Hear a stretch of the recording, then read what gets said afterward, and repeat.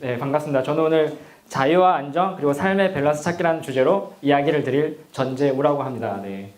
요즘 그 워라밸이란 말이 굉장히 많이 유행하고 있죠. 워크 앤 라이프 밸런스. 그래서 일과 삶의 균형을 찾는 거 네, 굉장히 중요하죠. 네, 중요한데 저는 그걸 들으면은 약간 좀 이상하더라고요. 왜냐하면 일과 삶이 그렇게 꼭 대척점에 있는 건가? 일이 그렇게 안 좋은 건가? 일이 많아지면 삶이 불행해지고 일이 적어지면 삶이 행복한가? 약간 이런 생각이 들더라고요. 그래서 제가 생각할 때는 워라밸보다는 내가 하고 싶은 일을 얼마나 자유롭게 할 수 있는지 그 자유와 그렇게 자유롭게 일하면서도 내가 얼마나 삶에서 안정을 찾을 수 있는지 그 안정, 이 자유와 안정 사이에서 밸런스를 잡는 게 되게 중요한 것 같았어요. 그래서 요즘 제가 하는 일은 이 자유와 안정 사이에서 항상 줄다리기 하는 게 저의 일입니다. 네, 2018년. 네, 지금 우리는요, 어떤 세상에 살고 있냐면, 이런 세상에 살고 있습니다. 하루가 멀다 알게 인터넷에는 이런 기사들이 올라오죠. 뭐, 취업률이 안 좋다, 고용 한파다, 고용 절벽이다. 네, 다 맞는 말이에요. 하나도 틀린 기사가 없습니다. 그만큼 우리는 취업이 힘든 세상 속에 살고 있어요. 2010년 글로벌 금융위기 이후로 처음으로 3년 연속 취업자 수 증가가 10만 명 언더로 머물렀고요. 특히 청년층이 체감하는 건 훨씬 심각합니다. 청년층 체감 실업률은 무려 23%에 달한다고 해요.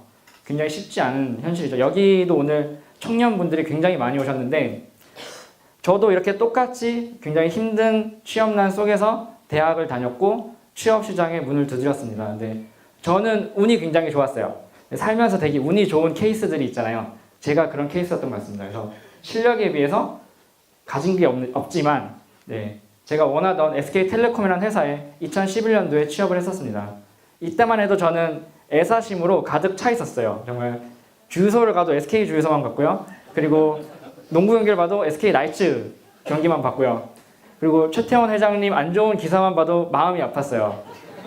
네, 사실 그 정도는 아니었어요. 네, 그렇게까지는 아니었지만 아무튼 회사와 제가 앞으로 그려갈 그런 안정적인 삶에 대해서 굉장히 부푼 희망을 가지고 있었습니다. 요즘에는 이렇게 회사 들어가거나 이러면 다들 단체 카톡방이 있죠. 동기들끼리. 저희도 이제 동기들끼리 쓰는 단체 카톡방이 있었는데 자꾸 이런 글들이 올라오는 거예요. 인사 고가 얘기, 야 회사 분사한다던데 이거 진짜야? 우리 팀 어떻게 되지? 야 구조조정 한다는데 그거 진짜야? 뭐야 어떻게 되는 거야? 이런 얘기들이 매일매일 오고 갔어요. 근데 동기들 사이에서만 이런 얘기가 오고 간 게 아니고 같은 회사 사람들이랑 뭐 회식을 하거나 밥을 먹거나 커피를 마실 때 이런 얘기들이 속속 등장했습니다. 사람들은 굉장히 불안해했어요. 왜? 내가 이렇게 힘들게 들어온 회사를 혹시라도 어떻게 될까봐. 이상하죠. 우리는 분명히 안정을 찾아서 그렇게 힘들게 고생해서 공부하고 시험 보고 면접 보고 해서 회사에 왔는데 회사에 오니까 또 불안해요. 우리는 이걸 고용 불안이라고 부릅니다. 이런 고용 불안을 느끼고 제가 회사를 그만뒀을까요? 네, 그렇지 않았어요. 그 안정이란 단어를 사전에 검색해보면 이렇게 표현하고 있습니다. 상황과 환경에 휘둘리지 않고 평화로운 상태를 유지함. 자, 회사에서 얘기하는 안정이 과연 이 안정에 부합하는 단어일까요? 만약에 이 단어가 맞다면 우리는 회사가 어떻게 되든 거기에 따라 내가 휘둘리지 않고 내가 하는 일을, 내가 하고 싶은 일을 계속 할 수 있어야 돼요. 근데 회사는 그렇지 않죠. 회사는 굉장히 가변적입니다. 내가 한 번도 해보지 않은 일을 혹은 내가 하기 싫은 일을 당장 해야 될 수도 있고요. 내가 일하기 싫은 사람이랑 내일부터 같이 팀이 돼서 해야 될 수도 있어요. 우리 팀이 갑자기 분해될 수도 있고요. 회사 이름이 바뀔 수도 있습니다. 분사가 돼서 내가 자회사로 들어갈 수도 있고요. 심지어 구조조정이란 이름 하에 내가 갑자기 잘릴 수도 있어요. 회사가 하루아침에 문을 닫을 수도 있고요. 우리는 그런 세상에 살고 있습니다. 사실 저는 회사야말로 저를 안전하게 받쳐주는 굉장히 견고하고 넓은 판이라고 생각했어요. 넓은 판은 맞았어요. 그런데 이 넓고 견고한 판이 굉장히 불안한 곳 위에 올려져 있었습니다. 그래서 어느 쪽으로 기울어질지 내가 떨어질지 알지 못했어요. 진짜 안정을 찾으려면 이 넓은 판이 아니라 이 넓은 판에서 내려와야 되는 건 아닌가라고 생각을 했습니다. 그럼에도 불구하고 회사를 그만두진 않았어요. 왜냐? 먹고 사는 게 걱정이 되니까. 그래서 더 열심히 일하기로 했습니다. 내가 오늘 남들보다 조금 1시간 더 일하고 2시간 더 일하고 늦게까지 야근하고 이러면은 언젠가는 내가 업계를 리딩하는 그런 시대의 트렌드를 리딩하는 사람이 될 수 있지 않을까. 굉장히 열심히 일했어요. 그런데 일을 하면 할수록 회사에서 내가 엉덩이를 붙이고 있는 시간이 늘어나면 늘어날수록 내가 시대를 앞서간다는 생각보다는 시대에서 점점 뒤처지고 있다는 생각이 들었습니다. 왜 그러지? 왜 이런 생각이 들지? 저는 곰곰이 그 원인을 찾아보기 시작했어요. 이게 혹시 뭔지 아시나요? 여기 있는 사진이 과연 뭘까요? 네, 잘 모르시죠? 이거는 우리가 100년 전에 썼던 전화기예요. 100년 전의 전화기는 이렇게 생겼습니다. 자, 우린 지금 어떤 전화기를 쓰죠? 네, 이런 전화기를 쓰고 있죠. 전화에서 영상도 나오고요, 사진도 나오고요. 인공지능이라는 이름하에 시리아라고 부르면 알아서 자기가 대답해주고 알람도 맞춰주고 합니다. 요즘 아이들은 이렇게 하면은 이게 전화기 표시인지 모른대요, 애기들은. 걔네는 이 수화기 모양을 몰라요. 그래서 핸드폰에 있는 통화 아이콘이 왜 그 모양인지 그 유래를 모른다고 합니다. 요즘 아이들은 이렇게 해야 하는 게 아니고 이렇게 해야지 전화기인 줄 안대요. 그렇게 세상이 빨리 바뀌고 있습니다. 그리고 100년 전에 우리는 이런 자동차를 타고 다녔어요. 바퀴가 4개인 거는 똑같은데 모양이 사뭇 다르게 생겼죠. 창문도 없고요, 에어백도 없고 심지어 말보다 느린 이거를 우리는 자동차라고 타고 다녔습니다. 그리고 지금 우리는 시속 3초 만에 시속 100km를 주파하고요. 에어백이 달려서 사망자가 안 나오게 하고 심지어 자율주행이라는 이름으로 아예 사고가 안 나도록 미리 예방하는 그런 차를 타고 있습니다. 전기로 가기도 하고요. 스스로 움직이기도 하고요. 첨단 기술의 집약체가 되었어요. 자, 100년 전에 우리가 미디어를 접할 때는 이런 걸로 접했습니다. 사람들이 모두 모여서 화면에 대고 필름을 돌려가면서 영상을 봤어요. 영상이라고 하기에도 굉장히 무색했습니다. 1분이 채 되지도 않고 흑백에다가 소리도 나오지 않았어요. 그런데 사람들은 그걸 보고 놀라서 극장 밖으로 뛰쳐나갔습니다. 그것과 현실을 구분하지 못해서. 근데 100년이 지난 지금 우리는 다른 의미로 현실과 가상을 구분하지 못할 만큼 굉장히 오감을 자극하는 그런 미디어 속에서 살고 있습니다. 제가 왜 이런 얘기를 계속 하냐면 마지막으로 하나 더 보고 싶은 게 있어서요. 자, 그럼 100년이 지난 지금 우리의 일하는 모습은 어떻게 바뀌었을까요? 100년 전에 일하는 모습입니다. 사진을 눈에 잘 담아주세요. 네. 그리고 100년이 지난 지금 우린 이렇게 일하고 있어요. 뭔가 이상하지 않나요? 자, 종이에 손으로 서류를 쓰던 게 컴퓨터로 옮겨졌을 뿐이지 우리가 일하는 모습은 크게 달라진 게 없습니다. 매일 똑같은 시간에 똑같은 장소로 출근을 해서요. 똑같은 1m 남짓한 책상 위에서 하루를 온전히 보내면서 일을 하고 있습니다. 자, 증기기관이 발명되면서 1차 산업혁명 세대가 열렸어요. 그리고 전기가 보급되고 공장이 생기고 대량 생산을 하면서 2차 산업혁명이란 게 탄생이 됐습니다. 그리고 우리는 굉장히 축복받은 세대죠. 컴퓨터가 보급되고 인터넷이 생기면서 전 세계 누구와도 지금 당장 소통할 수 있는 그런 3차 산업혁명 세대를 온전히 누리면서 자랐어요. 그리고 3차 산업혁명이 생긴 지 불과 20년이 지나지 않아서 우리는 지금 4차 산업혁명을 얘기합니다. 사물 인터넷이라는 이름으로 모든 것들이 다 연결되어 있고요. 인공지능이라는 이름으로 웬만한 거는 다 알아서 움직이는 세상이에요.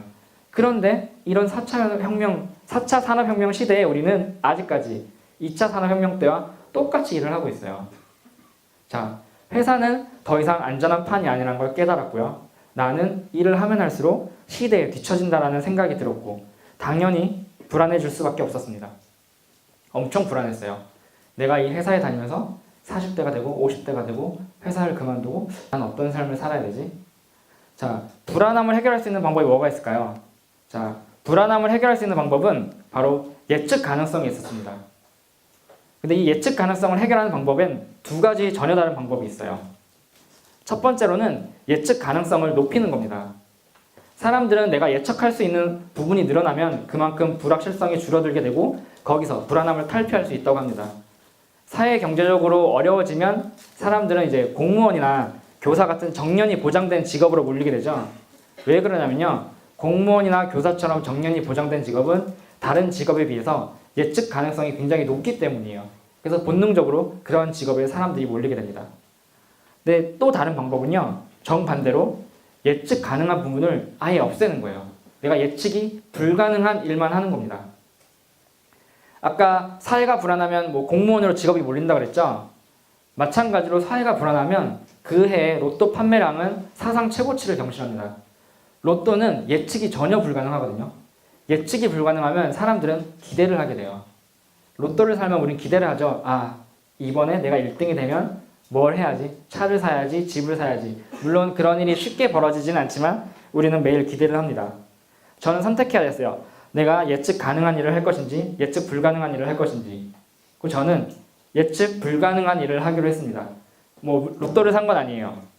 로또를 안 사진 않았지만 된 적은 없습니다. 그렇게 해서 어떤 일을 하느냐 해보기로 했어요. 내가 한 번도 안 해봤던, 그래서 그 결과가 어떻게 될지 모르는 일들을, 그 중에서도 내가 꼭 해보고 싶던 것들, 어떤 방식으로 시간과 장소에 구애받지 않는 전혀 새로운 방식으로 그 일들을 시작해 보기로 했습니다. 저는 회사에서 IT 쪽에서 일을 했었는데요. IT 쪽에서 일을 하다 보니까 사실 노트북이랑 인터넷만 있으면 뭐 어디서든 일을 할 수 있겠더라고요. 내가 매일 출근을 했지만 출근을 한다고 해서 거기 있는 사람들이랑 만나서 뭘 하는 건 아니었어요. 그 사람들이랑은 점심을 먹거나 커피를 마시거나 할 뿐이었습니다. 일은 결국 나 혼자 노트북에 의지해서 일을 했어요. 그러면 세계 일주를 하면서도 일을 할 수 있지 않을까? 노트북만 들고 다닌다면 전 세계는 어디든 인터넷이 되니까. 가능하다면 한번 해보자. 그렇게 1년 동안 세계 일주를 하면서 3개의 어플리케이션을 런칭을 했었습니다. 그러니까 사람들은 저를 디지털 노마드라고 부르더라고요. 저는 사실 그때만 해도 디지털 노마드가 뭔지도 몰랐어요. 옛날에 사람들은 말을 데리고 다니면서 초원을 돌아다니면서 먹이가 있는 곳을 찾아 자신의 거점을 옮기면서 살았습니다. 우리는 그들을 유목민이라고 불렀어요. 노마드.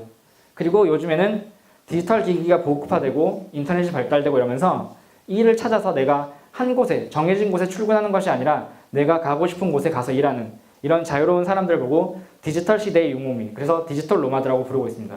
저는 우리나라의 그런 디지털 노마드 1세대가 얼떨결에 되어버렸어요. 근데 이렇게 뭐 IT 쪽 일만 한 건 아니고요. 전혀 다른 분야의 일도 도전해봤습니다. 제 버킷리스트에 보니까 개인 전시회를 하는 게 있더라고요. 근데 개인 전시회가 사실 그렇게 말처럼 쉬운 건 아니죠. 그래서 저는 뭐 예술을 전공한 적도 없고요. 뭐 다른 전시에 참여를 해본 적도 없었어요.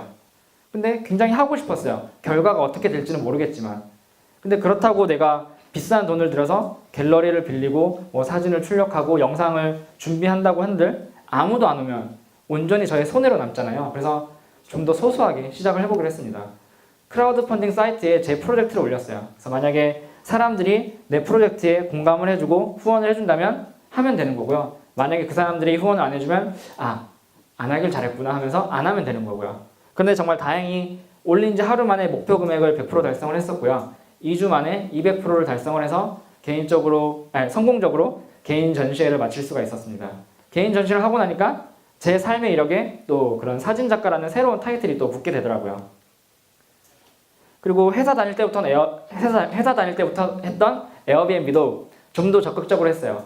그렇게 하면서 전 세계에서 많은 게스트들이 저희 집을 다녀갔고요. 그 사람들을 보면서 이러한 삶의 방식도 있구나라는 새로운 경험들을 많이 쌓을 수가 있었습니다. 이렇게 회사 다닐 때는 사실 5년 동안 다니면서 제 삶에 아무런 변화가 일어나지 않았는데 회사를 그만두고 그 짧은 시간에 내가 새로운 걸 하면 할수록 점점 새로운 기회들이 많이 찾아왔어요. 출판사에서는 먼저 책을 쓰자고 저한테 요청이 왔었고요. 여기저기서 강의를 부탁드린다고 연락이 오기도 하고요. 다른 회사들은 자기의 모바일 서비스를 혹시 같이 만들어줄 수 있냐고 요청이 오기도 했습니다. 그렇게 저는 사회가 만들어 놓은 가이드라인, 그래서 모든 사람들이 같은 목표를 향해서 같은 길로 가는, 그래서 가끔은 꽉 막힌 고속도로처럼 정체되어 있는 그 길을 벗어나서요. 조금 느리고 조금 돌아갈지언정 더 여유롭고 더 아름다운 저만의 길을 찾아서 가기 시작했습니다. 있어 보이죠? 근데 이렇게 남들이 가는 길을 안 가고 새로운 길을 택하는 순간 저는 편견의 대상이 되어버려요. 제가 넘어가야 될 벽이 생겨버립니다. 왜 쟤는 다른 길로 가지? 왜 우리와 같은 길을 가지 않지? 그리고 꼭 누군가는 이렇게 얘기해요. 야, 너 그 길 잘못된 길이야. 너 거기 막다른 길이야. 그 길 틀렸어.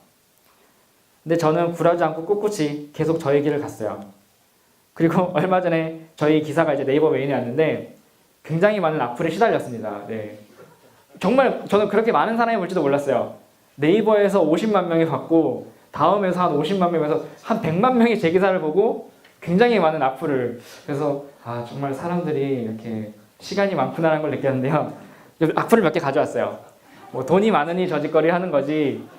근데 여러분들은 저희 얼굴을 봤잖아요. 그러면 아마 아실 거예요. 아 제가 얼마나 힘들게 살았는지. 금수저의 얼굴은 이렇지 않아요. 네, 금수저는 굉장히 누가 봐도 귀해 보이거든요. 저는 사실 금수저와 정반대의 길을 살았습니다.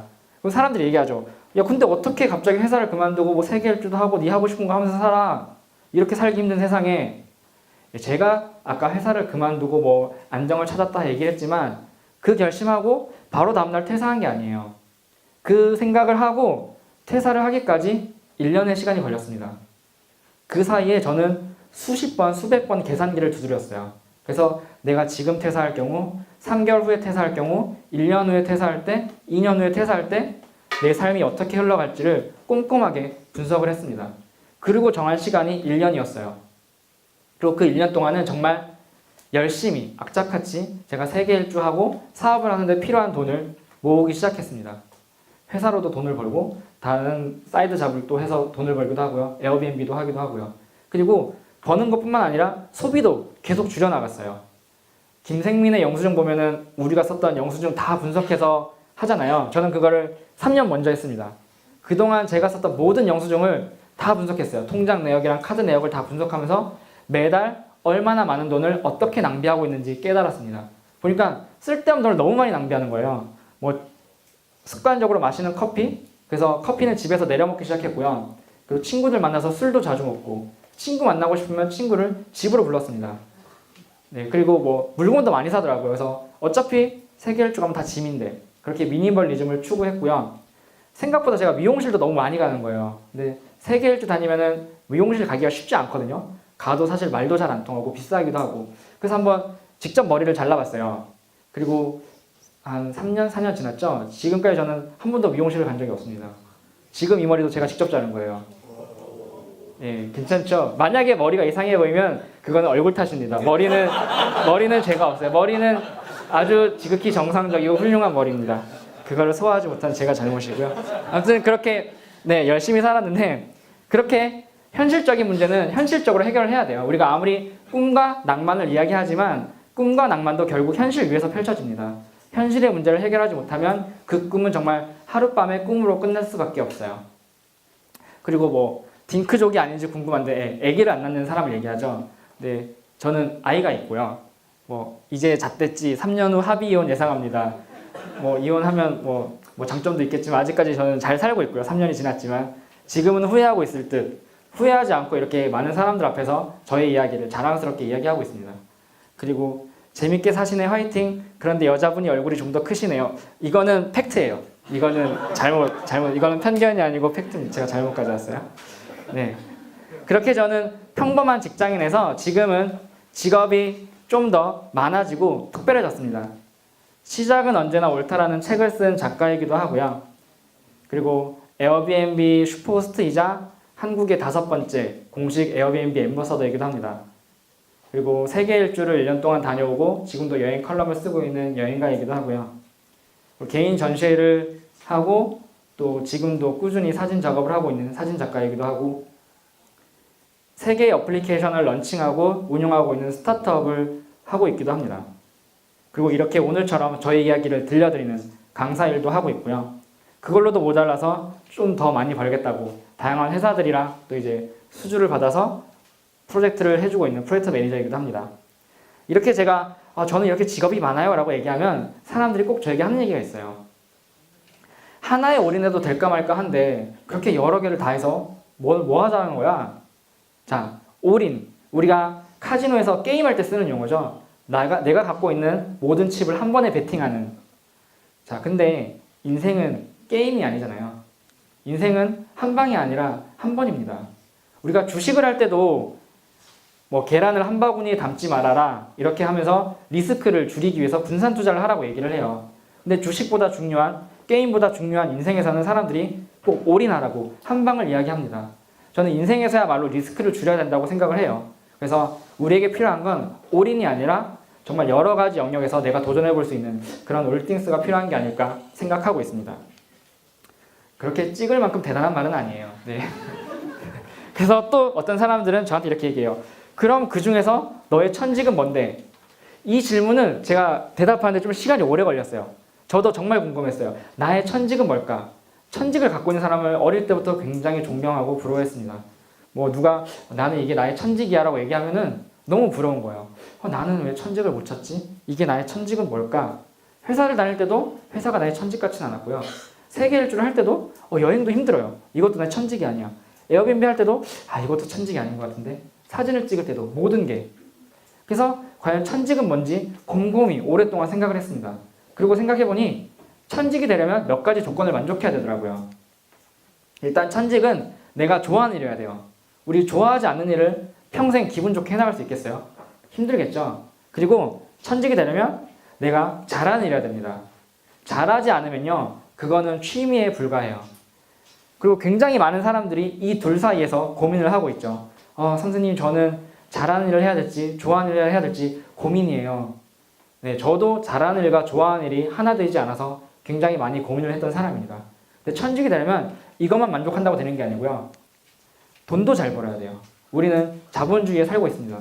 돈을 잘 벌지 못하면 그 일을 끝까지 해나갈 자신이 저는 없었어요. 자, 내가 좋아하는데 잘하고 돈도 잘 벌어요. 그런 일이 어디 있을까요?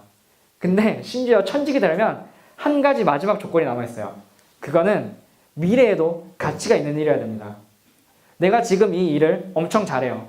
너무 좋아하고 돈도 잘 벌어요. 근데 인공지능이 나와서 5년 후에 이 직업이 사라진대요. 그러면 더 이상 그 직업은 내 천직이 아니죠. 왜냐하면 5년 후부터는 내가 직업이 없는 사람이 되니까. 그래서 이런 일들을 찾기 시작했습니다. 내가 좋아하고 잘하고 돈도 잘 벌고 미래에도 가치 있는 거. 근데 아무리 봐도 이런 건 떠오르지가 않았어요. 그리고 저한테 떠오른 생각은 바로 이거였습니다. 말인데 하얀색이고 날개도 달리고 뿔도 달렸어요. 유니콘이죠. 유니콘은 현실 속에 있나요? 없죠. 이거는 상상 속에만 존재하는 동물입니다. 천직도 결국 어쩌면 상상 속에만 존재하는 게 아닐까라고 생각을 했어요. 근데 그렇다고 포기하진 않고요. 접근 방법을 좀 다르게 했습니다. 우리가 유니콘은 없지만 동물원에 가면 하얀 말도 있고요. 뿔이 달린 사슴도 있고 날개가 달린 새도 있어요. 그래서 저는 그냥 하나씩 했어요. 좋아하는 일을 하기 시작했습니다. 그런데 몰입해서 하지 않았어요. 올인하지 않고 다른 거를 할 수 있는 시간적 여유를 항상 두었습니다. 그리고 그 시간적 여유에 내가 잘하는 일을 찾아서 했어요. 그리고 돈을 잘 벌 수 있는 일도 찾아서 했습니다. 그리고 지금 당장은 돈이 되지 않더라도 미래에 뭔가 가치가 있을 만한 일도 찾기 시작했습니다. 그렇게 하다 보니까 직업이 많아졌어요. 그리고 이 많아진 직업이 어느 순간 하나로 모여서 저의 천직이 된 게 아닐까 생각하고 있습니다. 오늘 저의 이야기를 들으신 여러분들도 곰곰이 생각해보고 한번 시작해보세요. 본인이 좋아하는 일을 한번 시작해보시고요. 본인이 잘하는 일을 한번 시작해보세요. 돈을 벌 수 있는 것도 한번 시작해보시고요. 지금 돈을 못 벌지라도 미래에 가치가 있을 만한 일도 찾아서 한번 시작해보세요. 왜냐하면 시작은 언제나 옳기 때문입니다. 네, 제 책 광고였고요. 네. 저의 강의는 여기까지 마치고요. 그리고 마지막으로 그 토론해 볼 주제를 선정해 달라고 그러더라고요. 근데 제가 너무 아무 생각 없이 어려운 주제를 던져놨어요. 그래서 이제 미래 예측가들이 미래 향후 몇십 년 안에 지금 직업의 절반 이상이 사라진다고 하는데, 그럼 사라질 직업군에 종사하는 사람들은 과연 뭘 준비해야 될지, 그리고 계약직 문제, 노사 문제, 고용 불안, 이런 우리 사회가 갖고 있는 노동 구조의 그런 문제점들, 이런 것들을 해결하기 위해서 우리가 과연 뭘 해야 될지. 마지막으로 우리나라는 유독 특정 직군으로의 쏠림 현상이 굉장히 심한 것 같아요. 다른 나라보다. 왜 그렇게 특정 직군으로의 쏠림 현상이 심한지, 그걸 해결할 수 있는 건 어떤 방법이 있을지 한번 이야기해 보셨으면 좋겠습니다. 만약에 오늘 여기에 대한 명확한 해답을 주실 수 있는 분이 있으면 그분은 바로 국회에 가셔도 상관없을 것 같아요. 너무 어려운 주제를 제가 갖고 와서 죄송하고, 또 저에게 오늘 소중한 시간 내줘주셔서 너무 감사합니다. 네,